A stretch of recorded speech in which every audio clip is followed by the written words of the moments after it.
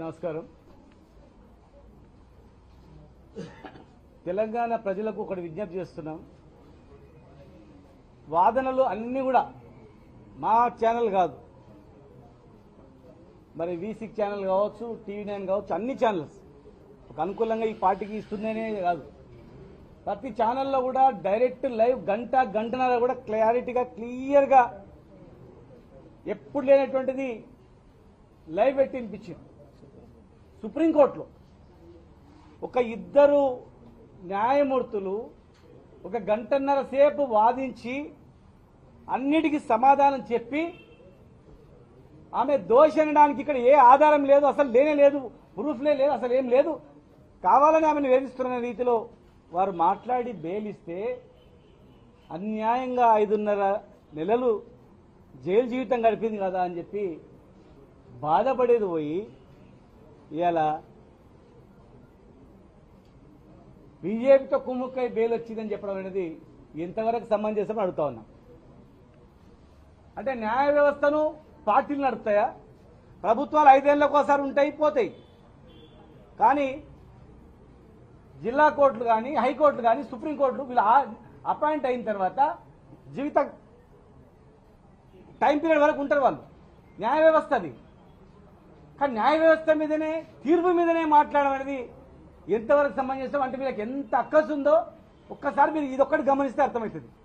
5.5 ఏళ్ల తర్వాత వచ్చినటువంటి బెయిల్ పిటిషన్ మీద అసలు ఈమె దోషి అనడానికి ఏ ఆధారాలు లేవని చెప్పి అన్యాయంగా అమ్మాయిని పెట్టింది కదా, చదువుకున్న ఆమె, ఉన్నతమైన చదువు చదివింది ఆమె, ఎన్ని అబద్ధాలు పెట్టింది కదా అని చెప్పి, ఇన్ని పుకార్లు పుట్టించానని చెప్పి న్యాయ వ్యవస్థలో మరి వచ్చిన బెయిల్ మీద మాట్లాడడం అనేది ఎంత దురదృష్టకరమో ఒక్కసారి ఆలోచన చేయండి. ఇలా తెలంగాణలో కాంగ్రెస్, బీజేపీ, టీఆర్ఎస్ పార్టీని భయపెట్టేయడానికి, అనేక రకాలుగా ఇబ్బందులు గురి చేయడానికి ఎన్ని చేసినా కేసీఆర్ గారు అనే వ్యక్తి సావడానికైనా సిద్ధం, కానీ ఈ బెదిరింపులకో లొంగికో అమ్మడబోయే వ్యక్తి కాదు. అట్లా చేసింటే కేసీఆర్ ఉండేది కాదు కదా. ఇలా న్యాయం పైన, దేశం పైన, రాష్ట్రం పైన, పేద ప్రజల పైన, రైతాంగం పైన ఒక విజన్ ఉంది కనుకనే ఆయన లెక్క చేయలేదు. ఒక న్యాయమూర్తుల మీద మాట్లాడడం అంటే మరి ఎంతవరకు ఇది? ఇంకా వాళ్ళు మాట్లాడే విషయాల్లో ఇక మేము చెప్పడానికి కూడా చాలా ఉన్నాయి. లక్షల కోట్లు ఎగ్గొట్టిన వాళ్ళు ఉన్నారు. దేశంలో కొన్ని సంస్థలు ఎట్లా పనిచేయాలంటే నిష్పక్షపాతంగా పనిచేయాలి. గవర్నమెంట్కు వ్యతిరేకంగా మాట్లాడినప్పుడేమో కేసు అవుతుంది, ఆ గవర్నమెంట్లో జైన్ అయ్యాకనేమో ఏముంది అనే టైప్లో గతంలో వివరించారు. ఇలా కేసు అట్లా కేసీఆర్ గారు అనుకుంటే అసలు ఇంతవరకు వచ్చేదే కాదు కదా. ఆలోచన చేయాల.